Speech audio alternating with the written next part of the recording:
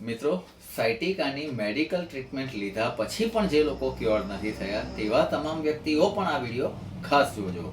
સાયટિક પોઈન્ટની મૂળાધાર ચક્રથી થતી ટ્રીટમેન્ટમાં ઓપરેશનના સ્ટેજ સુધી આવી ગયેલા દર્દીઓ પણ ક્યોર થયા છે.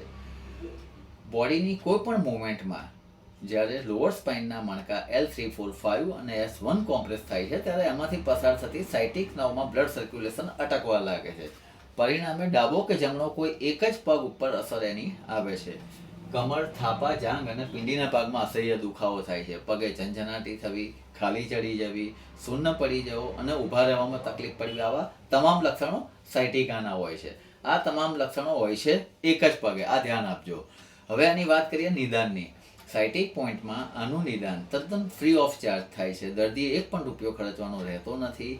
એક્સરે કે MRI રિપોર્ટ્સ કરાવવાના રહેતા નથી. મૂળાધાર ચક્રથી આનો ઈલાજ ઓછામાં ઓછા સમયમાં અને સચોટ રીતે થાય છે. માટે આ વિડીયોને મહત્તમ લોકો સુધી પહોંચાડો જેથી સાયટિકાના દર્દીઓ આ પીડામાંથી મુક્ત થાય. સાયટિકા અંગેની કોઈ પણ માહિતી તમને રૂબરૂ મળીને, ફોનથી, વોટ્સઅપથી અથવા તો ઈમેલ થ્રુ મંગાવી શકો છો. સાયટિકાના પેશન્ટને મળવા માટે એપોઇન્ટમેન્ટ લેવી જરૂરી છે. Thanks for watching my video. Good bye.